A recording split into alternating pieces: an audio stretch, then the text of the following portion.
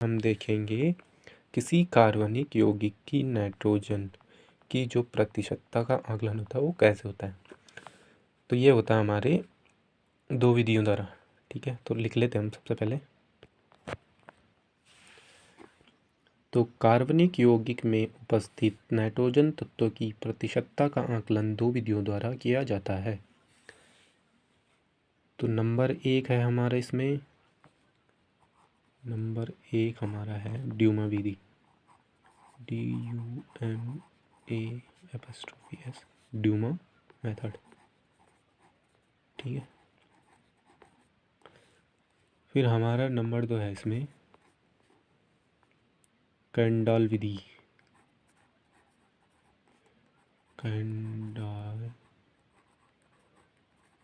Candles method.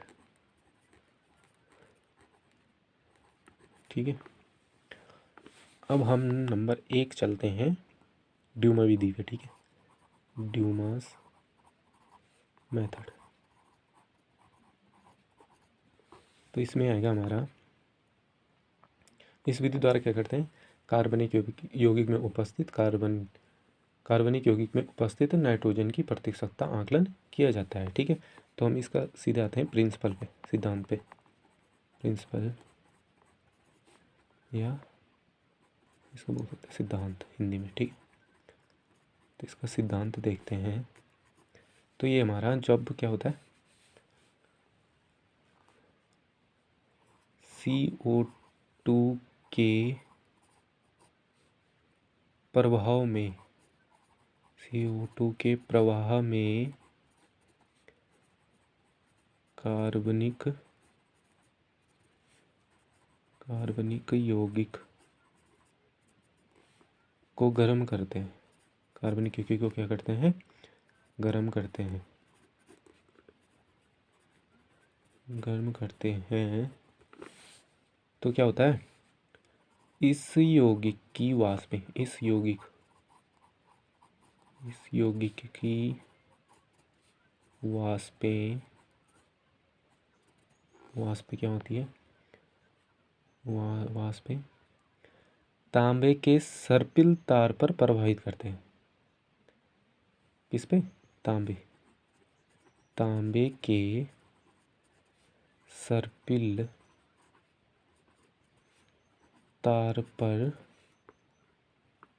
या जो होता है तांबे के सर्पिल, जो उसका सर्पिल होता है, तो उस पर क्या करते हैं, हम इसको प्रवाह करते हैं या प्रवाहित करते हैं,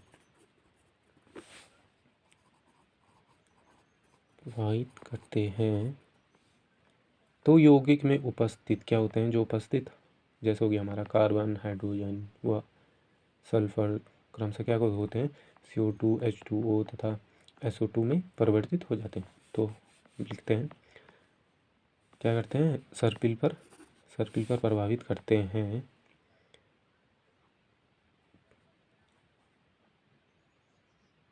तो यौगिक में उपस्थित, तो यौगिक में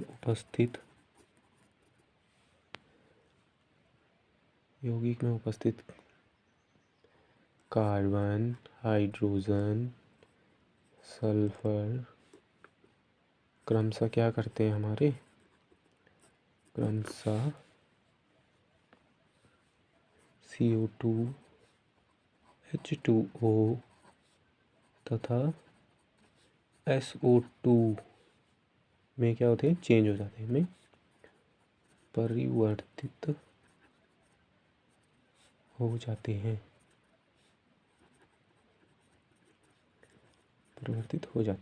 ठीक है। तथा क्या होता है, और क्या होता है, और जो क्या होती है हमारी, जो नाइट्रोजन गैस होती है वो N2 में चेंज हो जाती है, जो नाइट्रोजन तत्व होता है। तो जो नाइट्रोजन तत्व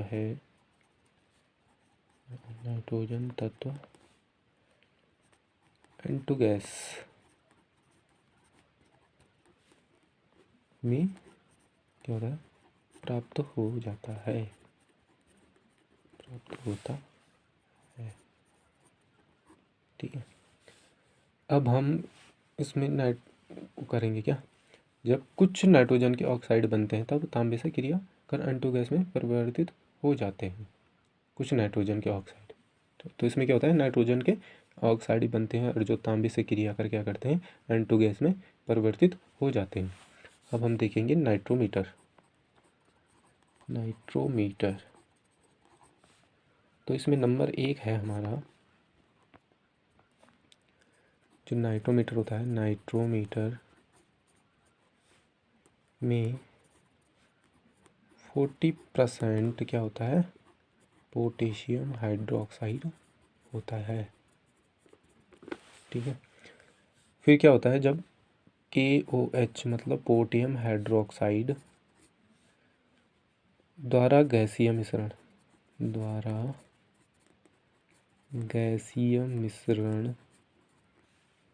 में उपस्थित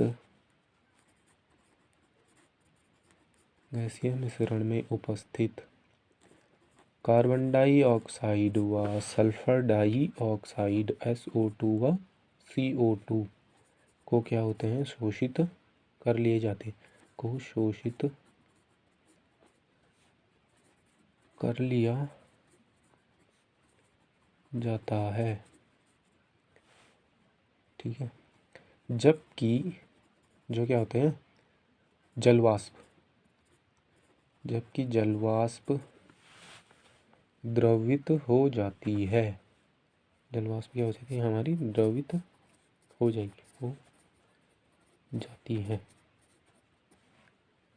फिर हमारा नेक्स्ट आता है जो क्या होती है हमारी N2 गैस। तो N2 गैस नाइट्रोमीटर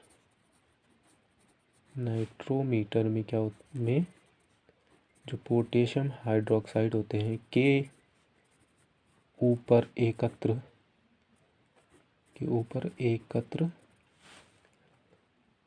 हो जाती है, फिर नंबर 4 है हमारा इसमें। तो इस नाइट्रोजन गैस है, जो इस नाइट्रोजन गैस के आयतन को क्या करते हैं, कमरे के दाब व ताप पर नोट कर लेते हैं, कमरे के दाब व ताप पर नोट कर लेते हैं। ठीक है, अब हम क्या करेंगे, तो हम नेक्स्ट चलेंगे। ये तो हो गया हमारा ड्यूमास मेथड प्रिंसिपल, इसका जो सिद्धांत था। ठीक है, अब हम नेक्स्ट पढ़ेंगे डिटरमाइन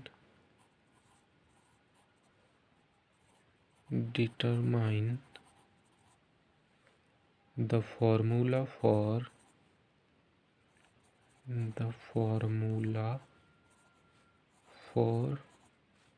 किसके लिए, नाइट्रोजन के लिए,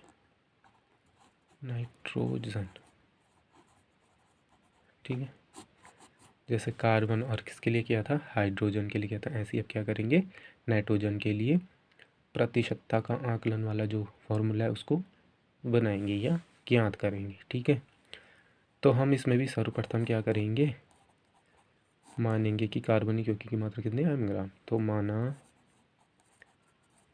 कार्बनिक यौगिक की मात्रा है हमारी ग्राम। ठीक है, फिर कमरे के सिद्धांत में है, कमरे का ताप, इसको हम मानेंगे, इसको नाम दे सकते हैं T1। ठीक है, इक्वल टू क्या है हमारा, इसको हम मानेंगे T डिग्री सेल्सियस। ठीक है, तो ये हो जाएगा T+73 केल्विन। ठीक है, अब क्या होगा, हमारा जो N2 गैस का आयतन है, N2 गैस का आयतन, जो N2 गैस का आयतन है वो, इसको चलो इसको मान लेते हैं हम V1 मान लेते हैं इसको, तो इक्वल टू हो जाएगा हमारा VmL, ठीक है। फिर हमारा आता है क्या, वायुमंडलीय दाब, वायुमंडलीय दाब, तो हम इसको मान लेते हैं PMM, ठीक है। अब हम नेक्स्ट बढ़ते, फिर से देखेंगे हम जो हमारा मानक ताप और दाब है, तो मानक दाब हम मानते हैं P2 इक्वल टू 76 mm, और जो मानक ताप होता है हमारा T2 हुआ कितना होता है 273 केल्विन होता है, ठीक है। तो अतः क्या देखेंगे हम, जो NTP है हमारा, NTP पर नाइट्रोजन गैस का आयतन देखेंगे, ठीक है, जिसको हम क्या माने थे V2ml मान लेते हैं। तो जो हमारा गैस समीकरण होता है, आदर्श गैस समीकरण बोलते हैं जिसको, तो गैस समीकरण हो गया हमारा, ये होता है हमारा P1V1 upon T1 equal to P2V2 upon T2, ठीक है। तो चूंकि क्या होता है, NTP पर नाइट्रोजन गैस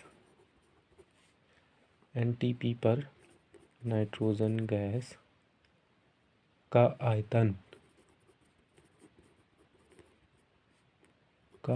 हम देखेंगे, ये होगा हमारा V2 equal to P1V1 into T2 upon P2 into T1ml, ठीक है। ये हमारा हो गया नाइट्रोजन गैस का आयतन NTP पर, V2 का वैल्यू है ये हमारा, ठीक है। तो हम इसमें वैल्यू रखेंगे P1V1 की, जो भी हमें दिया है T2 की, P2 की एंड T1 की। तो ये हो गया हमारा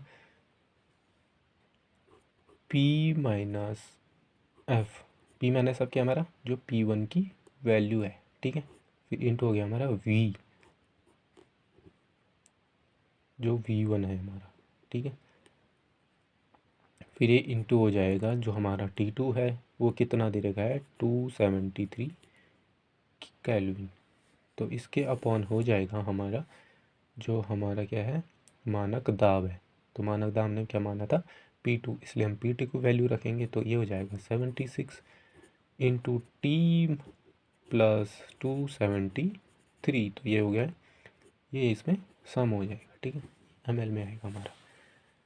तो इसलिए क्या है NTP पर 22,400 ml नाइट्रोजन गैस का अणुभार, इस पर क्या देखेंगे हम नाइट्रोजन गैस का अणुभार देखेंगे। नाइट्रोजन गैस ml पर नाइट्रोजन का या नाइट्रोजन गैस का अणुभार देखेंगे हम, तो ये होता हमारा 2 into 14 equal to 28 gram mole inverse 1, ठीक है। तो नेक्स्ट आगे बढ़ते हैं हम। तो NTP पर, ठीक है, तो NTP पर कितना आया था हमारा P minus F into V into 273 upon किसके हो जाएगा ये 276 into T plus 273 ml N2 gas का अणुभार देखेंगे। अब N2 गैस का अणुभार या क्या बोल सकते हैं मोलर द्रव्यमान, तो ये हो जाएगा हमारा 28 upon 22,400 into P minus F into 273 upon हो जाएगा हमारा ये 760 होल हो जाएगा हमारा ये 273, T प्लस 7273 इंटू 1/m ग्राम मोल इनवर्स। ठीक है, इसलिए क्या होता है देखेंगे हम क्या m ग्राम में, तो m ग्राम जो ऑर्गेनिक कंपाउंड है में नाइट्रोजन का बाहर, नाइट्रोजन का बाहर देखते हैं हम, तो ये आता है हमारा 28/22,400 into P minus F into 273 हो जाएगा ये हमारा 760 होल का मल्टीप्लाई है T प्लस 273, ठीक है, इंटू 1/m ग्राम मोल इनवर्स 1। ठीक है, तो अब हम इसकी सूत्र स्थापना करते हैं। तो अतः क्या होगा, अतः जो नाइट्रोजन की प्रतिशतता है, नाइट्रोजन की प्रतिशतता है वो होगी हमारी, की प्रतिशतता हो जाएगी हमारी, तो हमारा हो जाएगा जो हमारी नाइट्रोजन की प्रतिशतता है वो हो जाएगी हमारी 28/22,400 इंटू NTP पर N2 गैस का आयतन अपॉन m इंटू 100।